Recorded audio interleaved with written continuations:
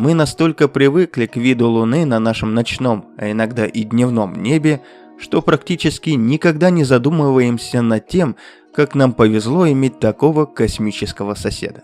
Земля и ее спутник представляют собой уникальное явление в Солнечной системе, а последние исследования свидетельствуют, что во всей Вселенной подобные сочетания встречаются не так уж и часто. Что ж, предлагаю прямо сейчас отправиться к Луне и узнать о самых интересных и опасных местах этого спутника. Конечно, вы могли это сделать еще задолго до этого выпуска. Наверное, вы догадываетесь, как именно. Ладно, я не буду говорить, что на Бусти. И не стану упоминать о том, что там вы найдете занимательные посты, подборки музыки из роликов, арты, новости и прочие космические плюшки. И о том, что все это собрано в одном месте, я тоже буду молчать. Но подписаться там можно, ссылки в описании. Так о чем это я? Ах да, о Луне. Итак, первое, что бросается в глаза, когда начинаешь изучать поверхность Луны, это ее кратеры. Множество кратеров. На Луне насчитывается десятки тысяч кратеров различного размера, от нескольких метров до сотен километров в диаметре. Точное количество зависит от метода подсчета и минимального размера. По оценкам, на видимой стороне Луны зарегистрировано более 300 тысяч кратеров диаметром свыше 1 километра, а общее число всех известных кратеров, включая малые, достигает миллионов.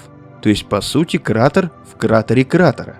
Но на обратной стороне, скрытой от Земли, количество кратеров еще больше, так как там меньше морей и лавовых равнин, которые частично скрывают следы ударов. Среди самых известных и эпичных кратеров выделяются Коперник, Тихо, Аристарх, Клавдий и Гейзенберг. Да, звучит как мафиозная банда.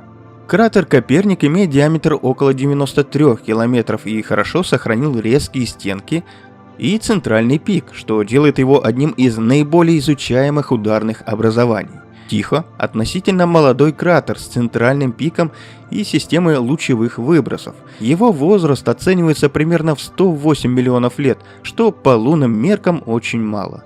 Аристарх диаметром около 40 километров отличается яркой, отражающей поверхностью и считается самым светлым кратером на Луне. Клавдий – крупнейший из хорошо сохранившихся древних кратеров на видимой стороне, а Гейзенберг интересен своим сложным внутренним рельефом и множеством трещин. Помимо этих, впечатляют гигантские ударные бассейны, такие как Южный полюс, Эйткен на обратной стороне Луны, диаметром около 2500 километров, с центральным массивом и остатками древней коры.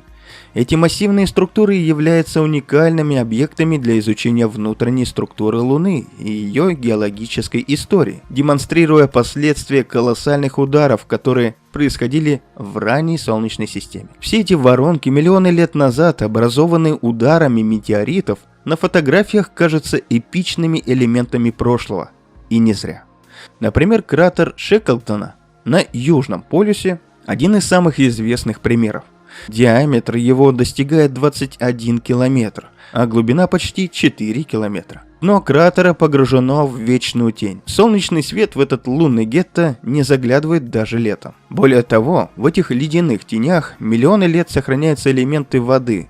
Но как это возможно? Дело в том, что ось вращения Луны наклонена всего на 1,5 градуса, поэтому вблизи полюсов Солнце никогда не поднимается высоко над горизонтом. И дно некоторых кратеров остается в постоянной тени на протяжении миллиардов лет.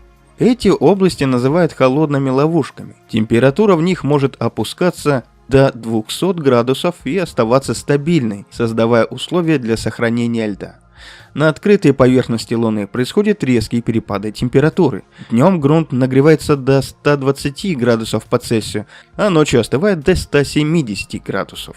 При таких условиях лед, занесенный на Луну кометами или образовавшийся в результате взаимодействия солнечного ветра с реголитом, быстро сублимируют и исчезают в вакууме. В холодных кратерах же вода, попавшая туда, не испаряется и может сохраниться в замороженном виде на протяжении геологических времен, постепенно накапливаясь. Конечно, на Луне вода не существует в привычном для земных условий в виде замороженной жидкости.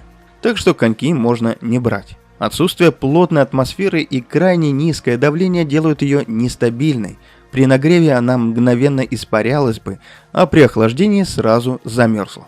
Вода присутствует в двух основных формах. Лед в полярных кратерах, который может быть как чистым, так и смешанным с частицами реголита, и молекулы воды и гидроксильные группы, связанные с поверхностью лунных минералов.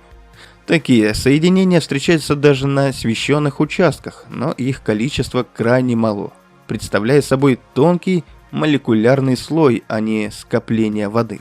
В любом случае, вода, к слову, может стать ключом к будущим базам на Луне, но добыть ее – задача, сопоставимая с экспедицией на Земле в арктических условиях, только с отсутствием кислорода, атмосферы и звуков. Не менее опасны кратеры на Северном полюсе – Гансена, Амандус и Мальпигий. Каждый из них скрывает вечные тени и глубокие впадины, где рыхлый реголит может провалиться под ногой, а малейшее движение на склоне превращается в спонтанную акробатику. Реголит, лунный грунт, состоит из осколков пород, стеклянной пыли и камней, образованных миллиардами ударов метеоритов. Его толщина варьируется от нескольких метров на равнинах до десятков метров в кратерах. Он рыхлый и неустойчивый. Любой шаг может вызвать обвал, перевернуть луноходы или даже засасывать лунного авантюриста в лавину пыли. В это трудно поверить, но на Луне есть и скалы.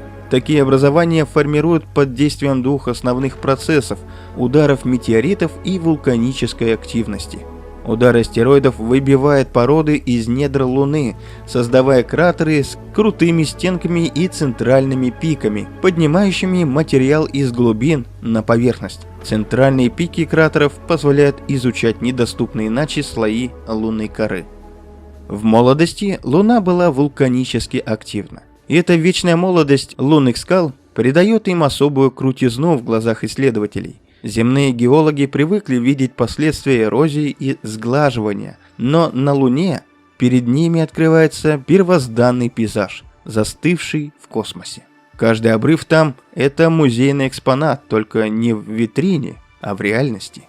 Лунные пики и стены не приглушены временем, а кричат о своем происхождении. Вот здесь врезался астероид, вот здесь изливалась магма, а вот здесь поверхность содрогалась от удара. Но эта крутизна имеет и мрачную сторону. Если на Земле путешественник, оказавшись у подножия скалы, может надеяться на тропу или на помощь каната, то на Луне таких удобств нет. Под ногами реголит или отвесный уступ, а вокруг пустота и вакуум. Даже легкое движение в сторону склона может обернуться катастрофой, ведь низкая гравитация не мешает падать, а лишь делает это падение затяжным, словно в замедленной съемке.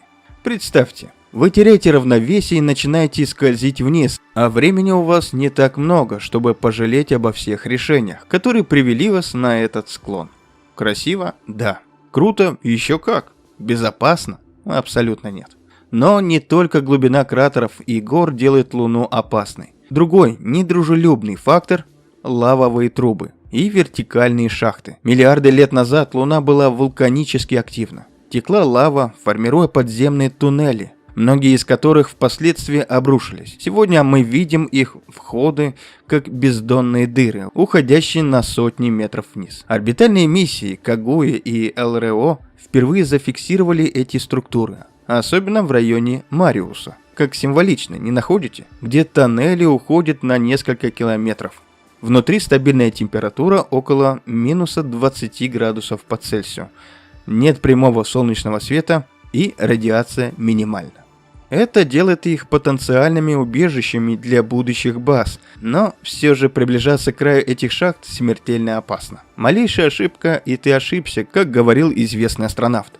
Исследователь просто скатывается в бездну. Лавовые трубы – символ двойственности спутника, ресурс и в то же время смертельная ловушка одновременно. Почти все на Луне – кратер, шахта или пропасть – формируют единый комплекс опасностей, где гравитация, температура и рыхлый грунт взаимодействуют так, что любое движение требует предельной осторожности. Сила тяжести Луны составляет лишь шестую часть земной.